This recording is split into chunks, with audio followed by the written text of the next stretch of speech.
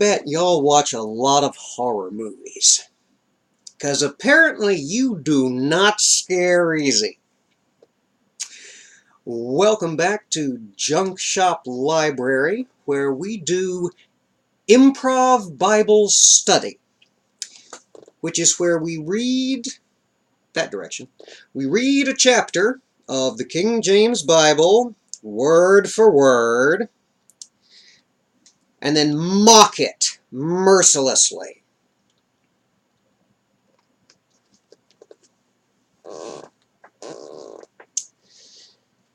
We're in the book of Numbers right now, turning to chapter 5. Let's see what delights await us.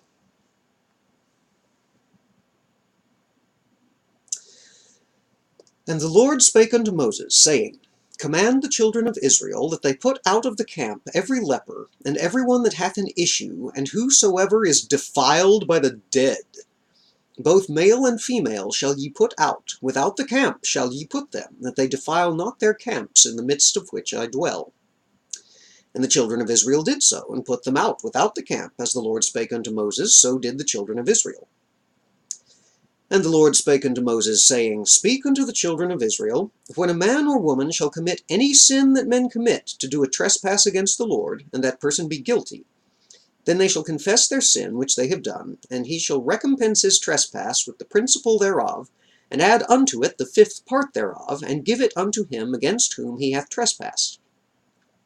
But if the man have no kinsman to recompense the trespass unto, let the trespass be recompensed unto the Lord, even to the priest, beside the ram of the atonement, whereby an atonement shall be made for him. And every offering of all the holy things of the children of Israel, which they bring unto the priest, shall be his. And every man's hallowed things shall be his. Whatsoever any man giveth the priest, it shall be his. And the Lord spake unto Moses, saying, Speak unto the children of Israel, and say unto them, If any man's wife go aside, and commit a trespass against him, and a man lie with her carnally, and it be hid from the eyes of her husband, and be kept close, and she be defiled, and there be no witness against her, neither she be taken with the manner, and the spirit of jealousy come upon him, and he be jealous of his wife, and she be defiled, or if the spirit of jealousy come upon him, and he be jealous of his wife, and she be not defiled, then shall the man bring his wife unto the priest, and he shall bring her offering for her, the 10th part of an ephah of barley meal. He shall pour no oil upon it, nor put frankincense thereon, for it is an offering of jealousy, an offering of memorial, bringing iniquity to remembrance. And the Lord shall bring her near, and the priest shall bring her near, and set her before the Lord. And the priest shall take holy water in an earthen vessel, and of the dust that is in the floor of the tabernacle the priest shall take, and put it into the water.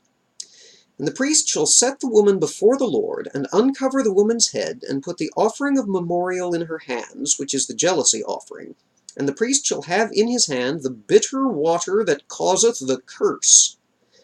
And the priest shall charge her by an oath, and say unto the woman, If no man have lain with thee, and if thou hast not gone aside to uncleanness with another instead of thy husband, be thou free from this bitter water that causeth the curse. But if thou hast gone aside to another instead of thy husband, and if thou be defiled, and some man have lain with thee beside thine husband, then the priest shall charge the woman with an oath of cursing, and the priest shall say unto the woman, The Lord make thee a curse and an oath among thy people, when the Lord doth make thy thigh to rot and thy belly to swell. And this water that causeth the curse shall go into thy bowels, to make thy belly to swell and thy thigh to rot. And the woman shall say, Amen, Amen. And the priest shall write these curses in a book, and he shall blot them out with the bitter water, and he shall cause the woman to drink the bitter water that causeth the curse, and the water that causeth the curse shall enter into her and become bitter. Then the priest shall take the jealousy offering out of the woman's hand, and shall wave the offering before the Lord, and offer it upon the altar. And the priest shall take an handful of the offering, even the memorial thereof, and burn it upon the altar, and afterward shall cause the woman to drink the water.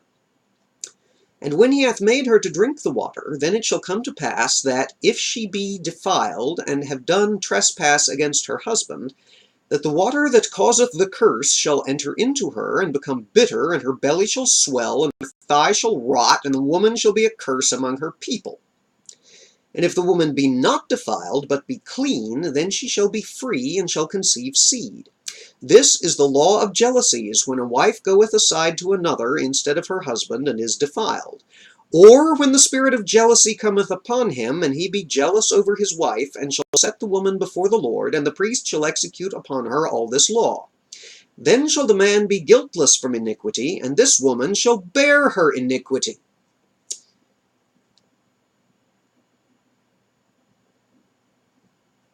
And that is Numbers 5.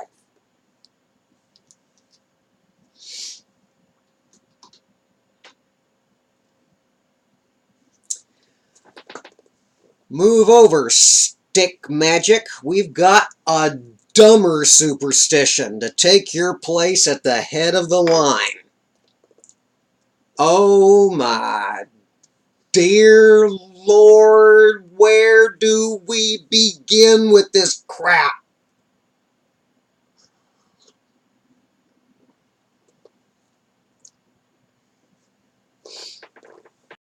Okay, I know where we begin with this crap.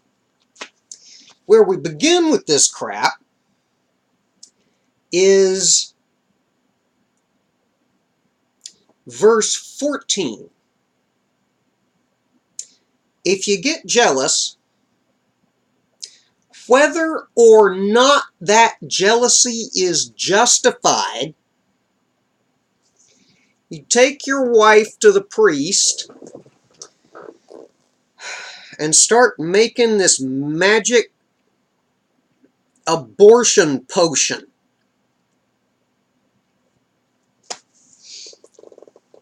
And because it includes as one of its ingredients magic dirt from the floor of the church, the bitter water that causeth the curse will magically be able to tell, because you notice it doesn't say God has anything to do with this. It doesn't say, and the Lord shall look within her heart and tell whether she be defiled. This is a straight up magic potion made out of floor dirt and poison water that can magically divine whether any fetus she may or may not have growing within her is a result of her lying with her husband or of her going aside with someone else. And if the magic floor dirt potion determines that she cheated on him, it will induce a miscarriage, which in the 1611 English we just went through is the belly to swell and the thigh to rot. Awesome.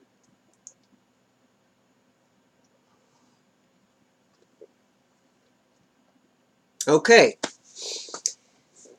If you run into one of those increasingly rare people who says that the Bible is not misogynistic, now you know where to tell them to go, other than, to non-existent hell.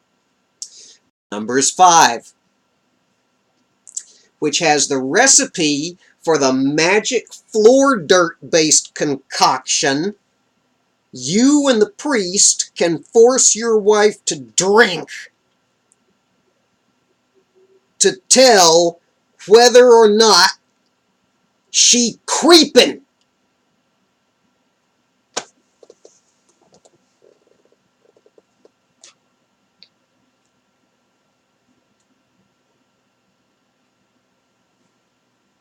And if she has gone aside, it will make her spontaneously abort. And if she hath not gone aside, it makes her pregnant. You caught that, right? Unless you were so busy banging your head against your wall or your desk. Yep. Verse 28, and if the woman be not defiled, but be clean, then she shall be free and shall conceive seed. The same magic floor dirt potion that makes you miscarry if you cheated makes you conceive if you didn't cheat.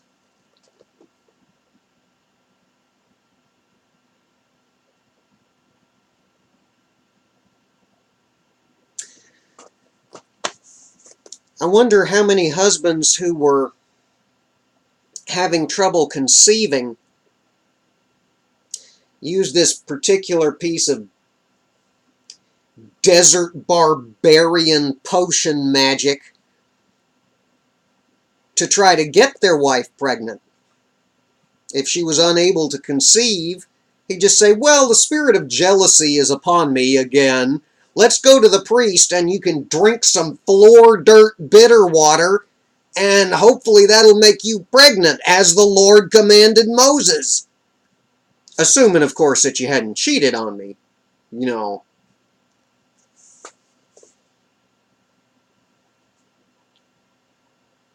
Holy crap! I heard about this passage. I hadn't actually read it verbatim in so long that I'd forgotten some of the delicious details. And I was unprepared for it to come out of nowhere like that right after 3 chapters of census data.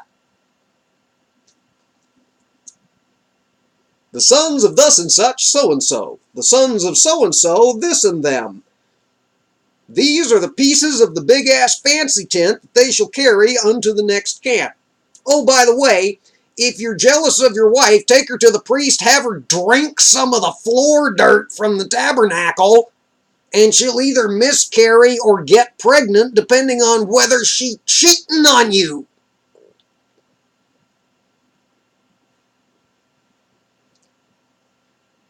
Does this serve me right for wishing something would happen in Numbers?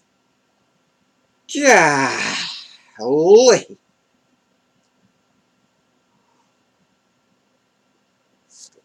Alright, we're going to wrap this one up before I blow myself out a nice little aneurysm here. If you missed the first few chapters of Numbers, you hadn't missed much. But they're in the playlist right over here. If you want to see me similarly lose my shit periodically over barbaric, desert magic, stupid stuff, poke the Pope to subscribe. Turn on your notifications because we are on nothing resembling a schedule here in the library. You'll take care. Be safe.